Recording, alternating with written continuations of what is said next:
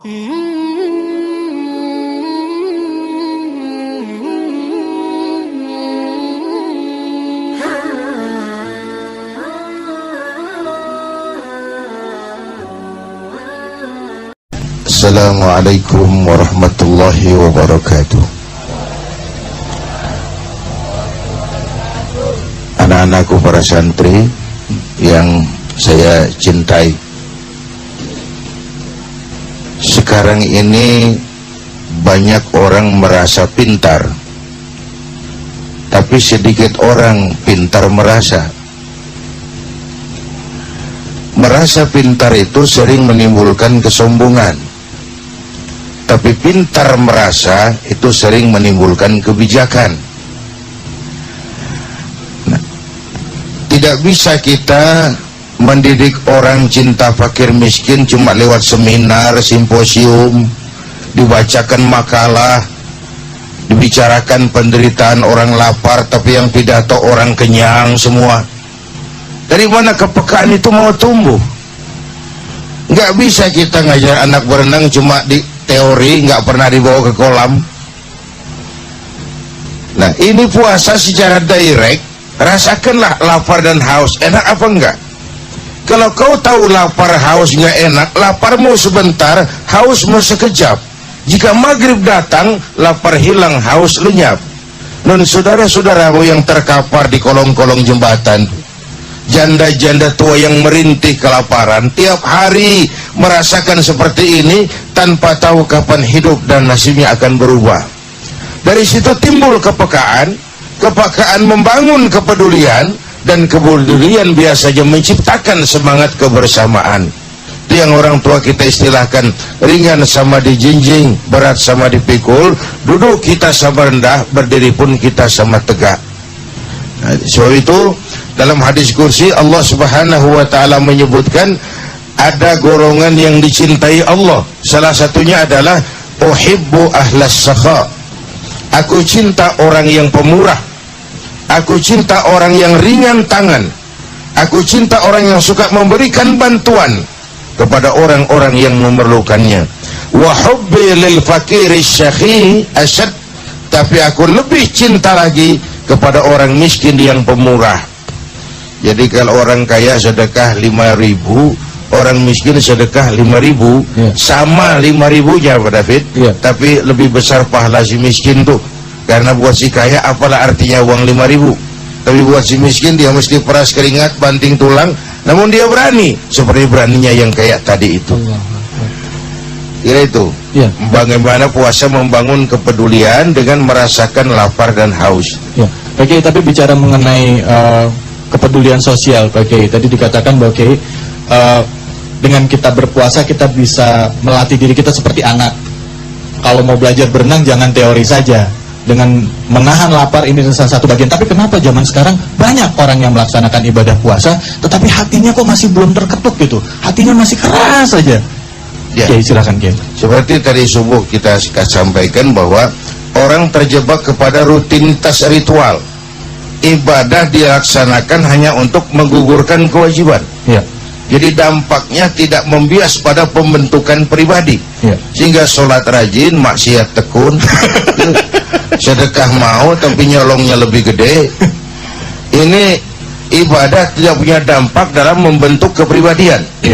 Dan akibatnya bukan salah ibadahnya, tapi salah di mananya, Kiai? Yang bersangkutan melaksanakan ibadah hanya dengan prinsip untuk melaksanakan sebuah kewajiban. Asal gugur kewajiban, selesai. Haji jadi mode, apa namanya, umroh jadi mode, cuma sekedar tren aja. Akan nikah di depan Masjidil Haram, 2 bulan pulang cerai. Ini buat apa sampai ke Masjidil Haram kalau memang mau cerai?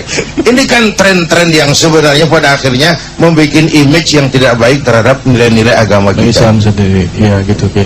Kiai, seperti apa sih Rasulullah SAW mencontohkan kepada kita, Kiai, dalam bersikap, bertingkah laku, atau mungkin para sahabatnya, mungkin pada kesempatan sore hari ini nih, khususnya buat jamaah yang saat ini mungkin lagi menunggu waktu berbuka. Dari tadi saya udah bilang, Kiai, ada yang sekarang lagi ngeliatin meja makannya, ada yang bolak-balik dapur, ada juga yang ngapa-ngapain.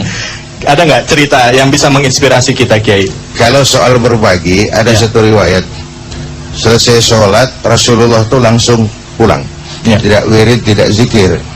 Sahabat heran. Lalu tidak lama Rasulullah datang lagi ke masjid lagi, lalu ditanya, kenapa tadi tidak zikir dan doa ya Rasul? Beliau jawab, tadi selesai sholat saya ingat di rumah tuh ada uang 2 dirham, belum saya sedekahkan.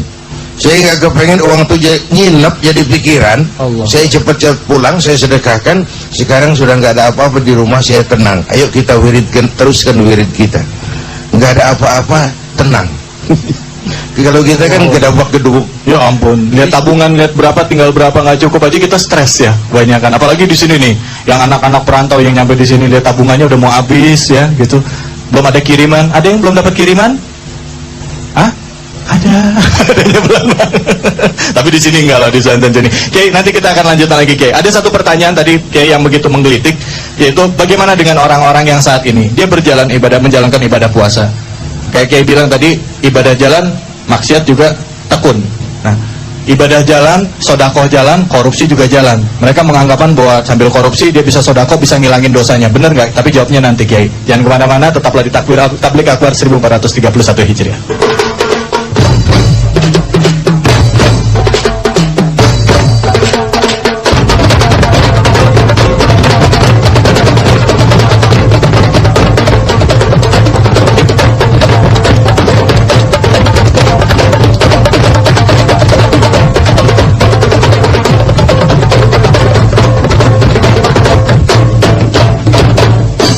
Ya, alhamdulillah kita kembali lagi di Tablik Akbar 1431 Hijriah. Tentunya persembahan dari TV One. Buat Anda yang menantikan hadiah, jangan khawatir. Nanti di akhir acara atau di penghujung acara ini kami akan bagi-bagikan hadiah yang merupakan persembahan dari Top One Oil Action Matic, uang senilai 1 juta rupiah setiap hari untuk pemirsa yang ada di rumah.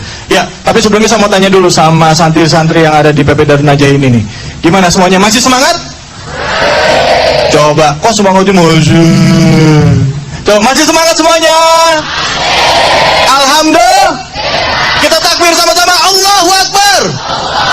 Ya Allahu Akbar, ya Allahu Akbar. Coba semangatnya mana yang laki-laki? Allahu Akbar. Allahu Akbar. Allahu Akbar.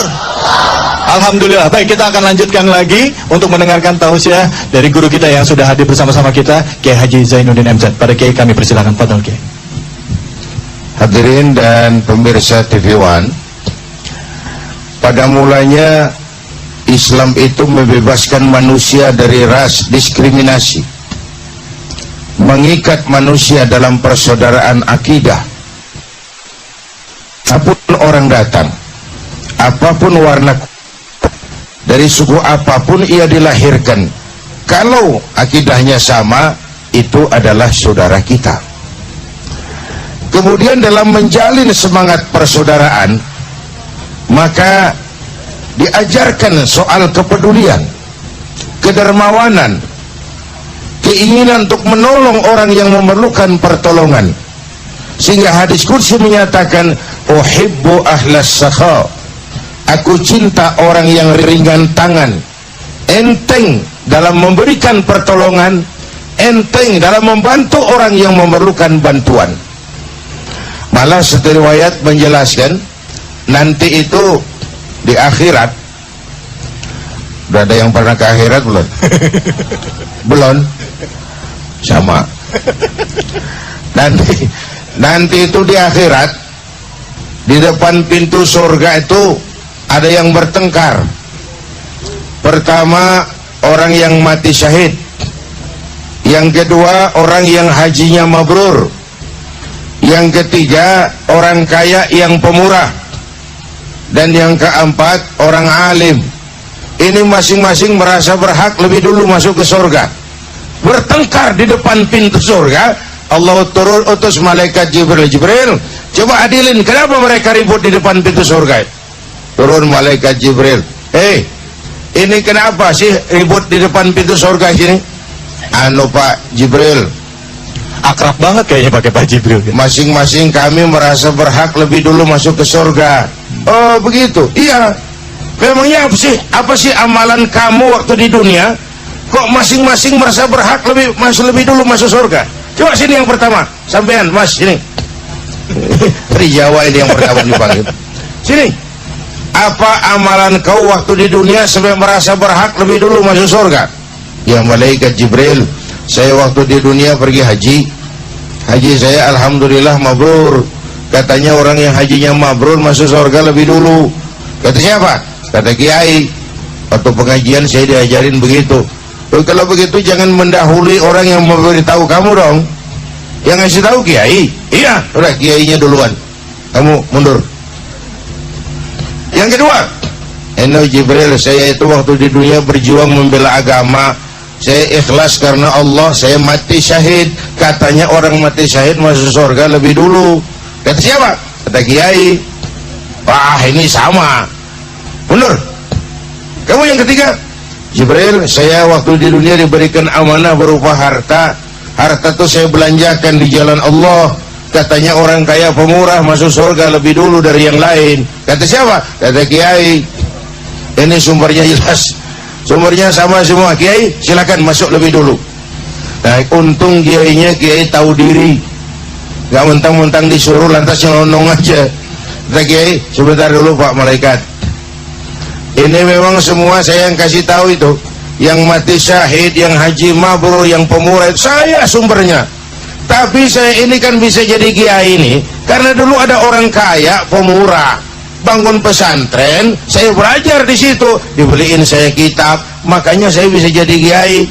Kalau masuk surga lebih dulu yang dari yang pemurah itu, rasa-rasanya nggak enak saya gara-gara dia bangun pondok tuh. Orang kaya pemurah. Jadi biar dia dulu masuk surga, saya ikut nyusul belakangan. Jadi walaupun kita bukan Kiai itu ada harapan masuk surga lebih dulu dari Kiai, itu maksudnya loh. Asal jadi orang yang pemurah. Ini udah jadi Kiai enggak, pelitnya 17 setan. Pakai apa masuk surganya itu?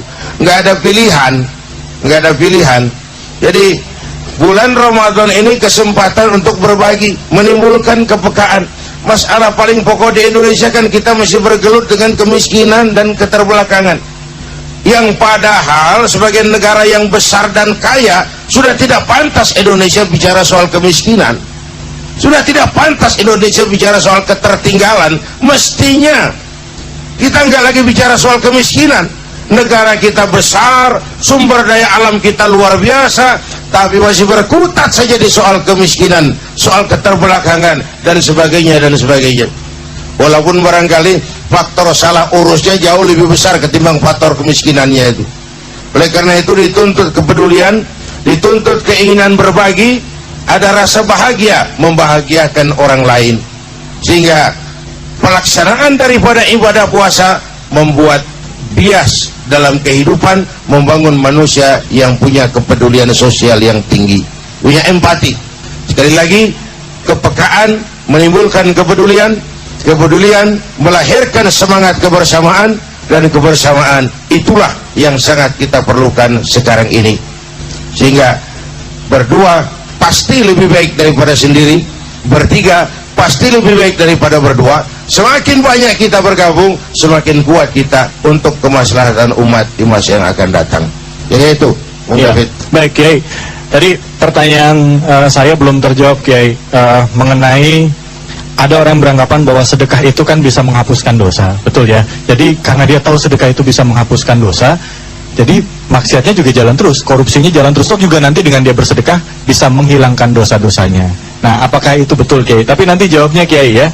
Baik pemirsa, kita akan lanjutkan lagi. Nanti kami juga akan berikan kesempatan kepada Anda ya untuk mendapatkan hadiah ya, persembahan dari Top One tentunya. Dan bagi Anda yang saat ini mungkin berada di Indonesia Timur ya, entah sekarang sudah berbuka atau siap-siap untuk berbuka puasa ya. Jadi jangan lupa setelah berbuka puasa lakukan langsung sholat maghrib ya. Jangan kemana-mana, kita akan lanjutkan lagi ya. Tetaplah di Tablik Akbar Ramadan 1431 Hijriah.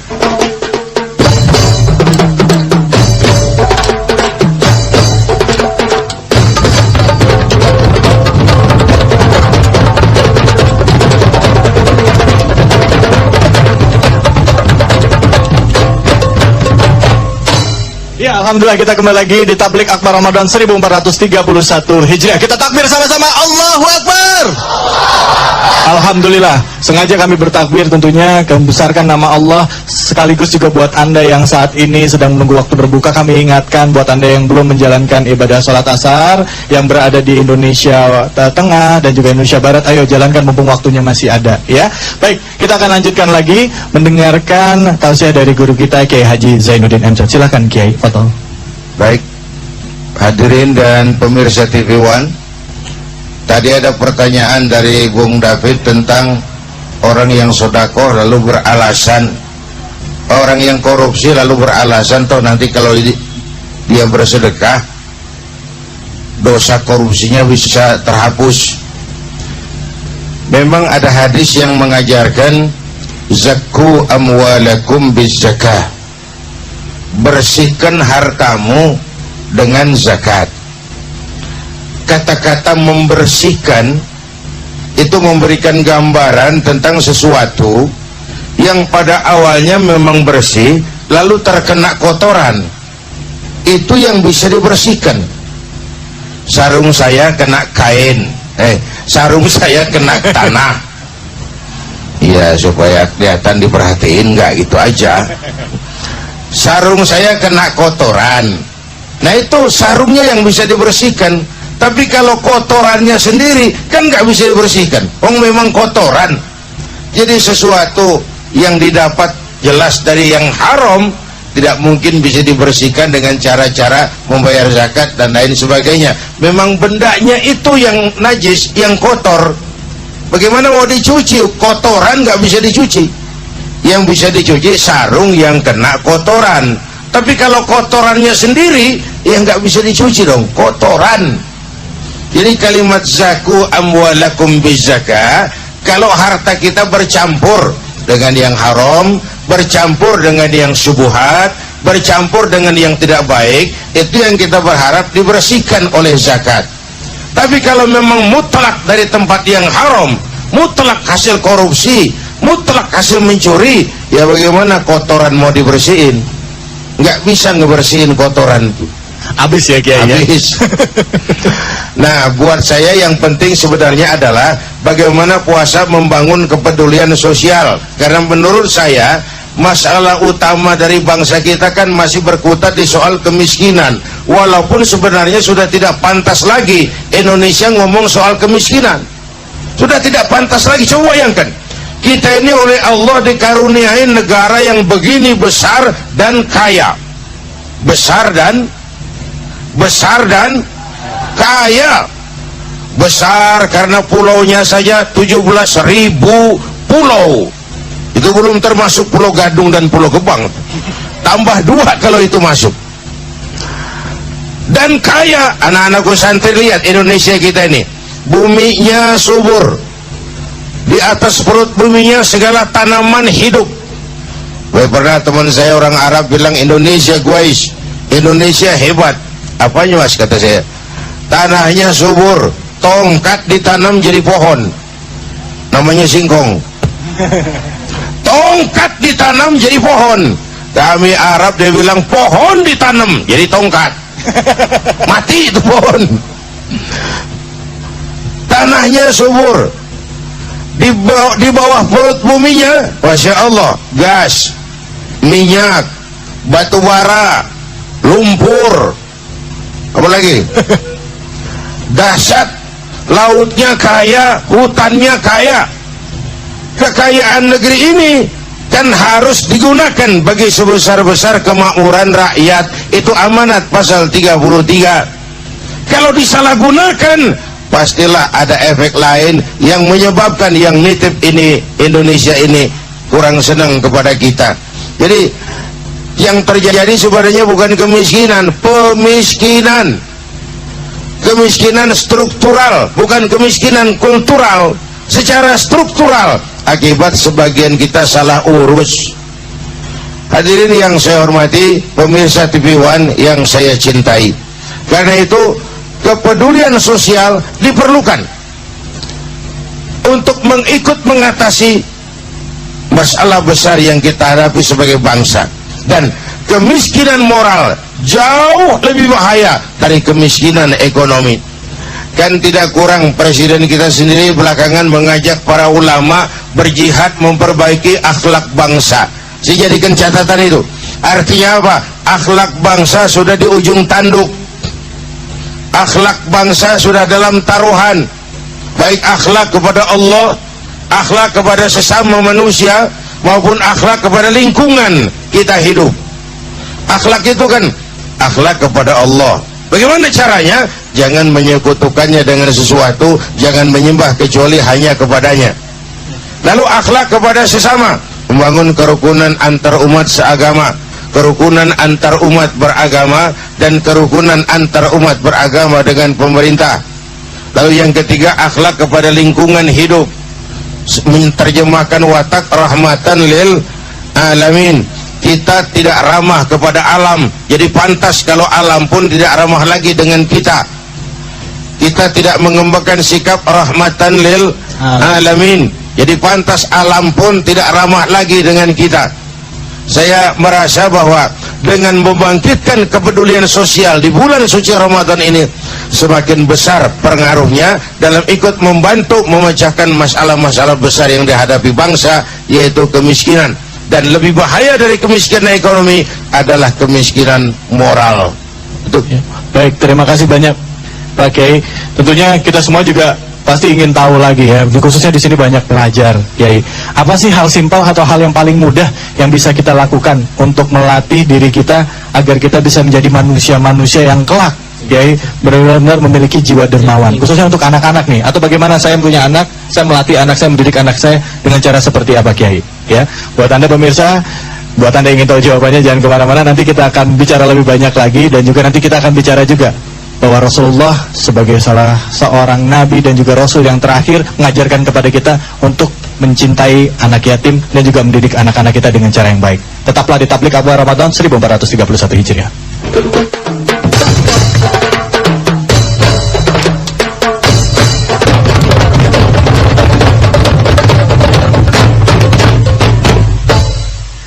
Ya, alhamdulillah rabbil alamin, kita kembali lagi di Tablik Akbar Ramadan 1431 Hijriah.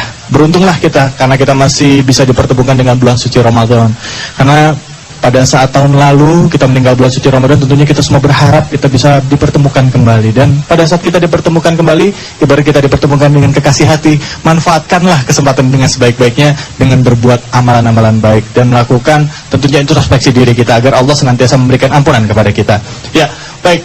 Pemirsa, kali ini saya akan bicara mengenai masa pendidikan.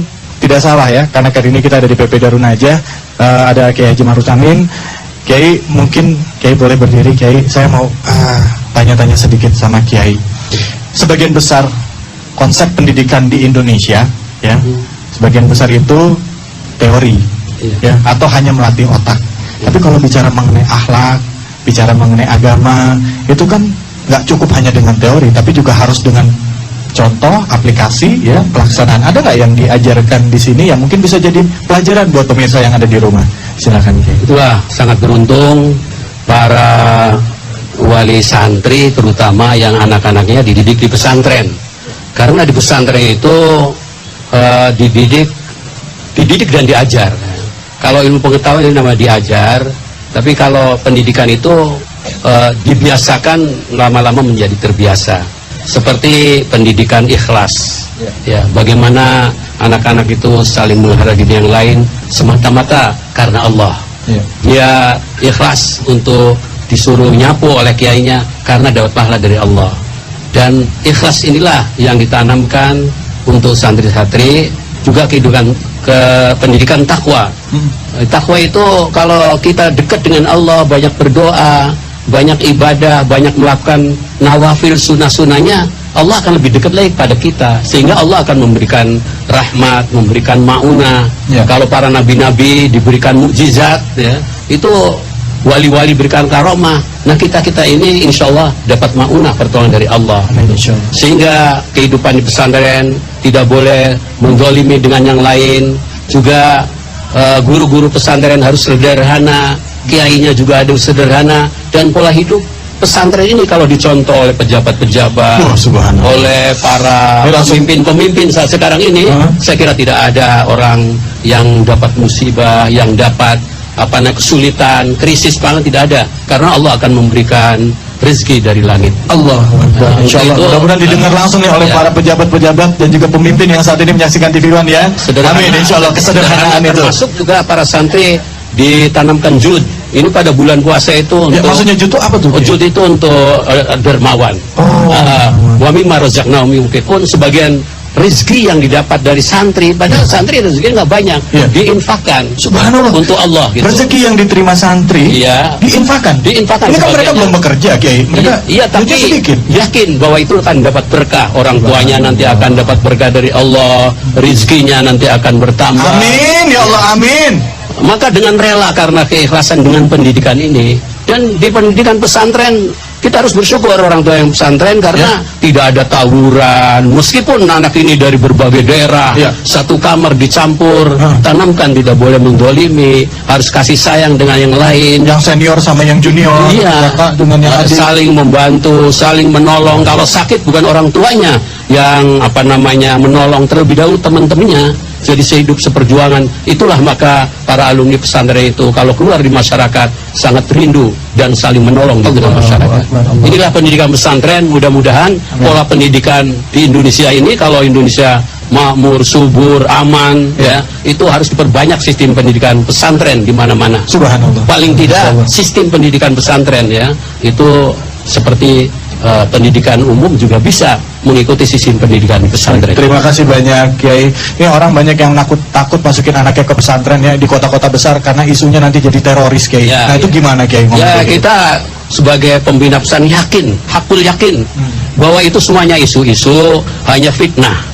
Dan fitnah itu tujuannya untuk melemahkan kader-kader bangsa yang belajar di pesantren, supaya bangsa Indonesia masa akan datang nggak usah belajar di pesantren, sehingga Indonesia mudah dijajah oleh orang asing. Allah, jadi kita jangan takut untuk belajar di pesantren. Setuju semuanya? Iya. Baik, Allahu Akbar. Allahu Akbar. Baik, untuk kemajuan umat Islam dan juga kemajuan bangsa kita. Terima kasih banyak Kiai Haji Ma'ruf Amin. Ya, baik, kita akan memberikan kesempatan nih buat jamaah atau para santri yang ada di sini untuk bisa bertanya langsung entah kepada Kiai Haji Ma'ruf Amin atau kepada Kiai Haji Zainuddin MZ. Tuh, silakan siapa yang mau bertanya? Siapa? Oh, Adik, silakan. Namanya siapa? Langsung pertanyaannya, Adik. Bismillahirrahmanirrahim. Assalamualaikum warahmatullahi wabarakatuh, Ustaz. Waalaikumsalam warahmatullahi wabarakatuh. Duh, jadi malu nih masuk TV.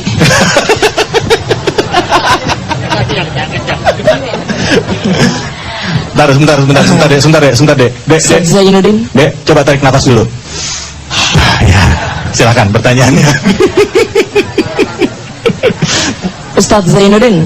Iya. Ustaz, jadi gini Ustaz, ada orang kaya, dia ini mau sedekah Ustaz. Nah, setengah dari harta yang mau dia sedekah. Sebentar Dek, mohon maaf saya potong. Namanya siapa? Dani Dwi Saputra. Dani Dwi Saputra. Dwi Saputra. Dari mana kamu asalnya? Dari Jakarta Barat. Dari Jakarta Barat. Dani Dwi Saputra. Oke, silakan dilanjutkan lagi.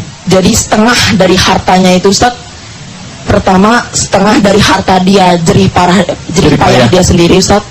Nah, setengahnya lagi itu Ustaz, itu dari ini Ustaz, dari dia minjem kemana-mana, nanti dia ganti. Itu nanti itu boleh nggak Ustaz itu? Jadi ada orang kaya, dia mau menyedekahkan hartanya. Setengah dari hartanya itu hasil minjem Ustaz. Setengah dari hartanya hasil minjem.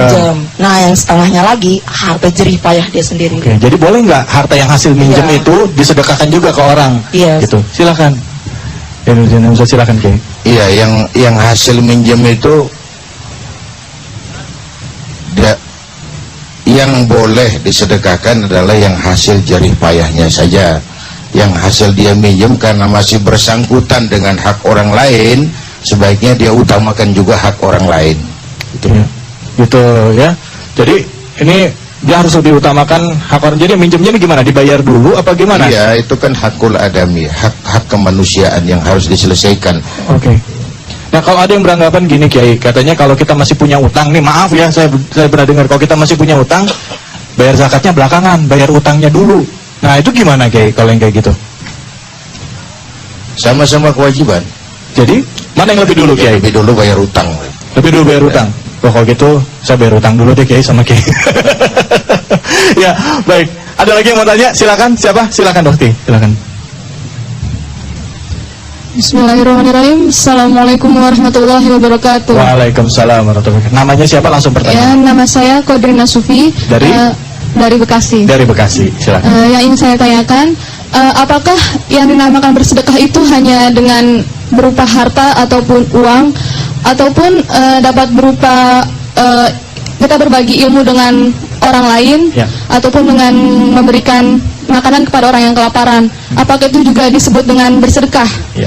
Apakah apa hukumnya dan apa pahala yang sama nilainya dengan yang sedekah berupa uang? Ya. Terima kasih. Wassalamualaikum warahmatullahi wabarakatuh. Waalaikumsalam warahmatullahi wabarakatuh.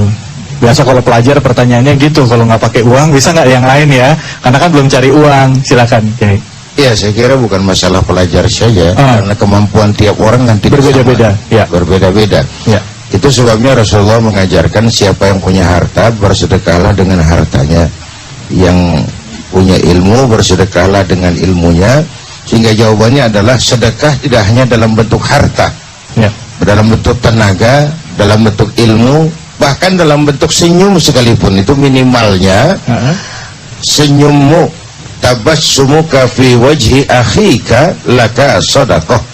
Senyummu kepada temanmu itu adalah sedekah. Jadi kalau pakai duit belum bisa, ya sedekah. Senyum aja, banyak senyum aja, ada sedekah. Iya, iya, iya. Tapi kalau misalnya pakai ilmu pengetahuan kita bagi-bagi ilmu gitu boleh ya? Boleh. Boleh, boleh ya.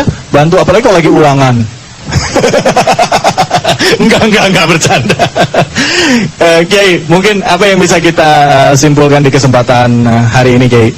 Tapi sebelum disimpulkan tadi Kiai masih ada utang loh, Kiai, mengenai masalah anak yatim, Kiai. Bisa dijelaskan sedikit sekaligus kita tolong diberikan kesimpulan di kesempatan kali ini. Silakan, Kiai.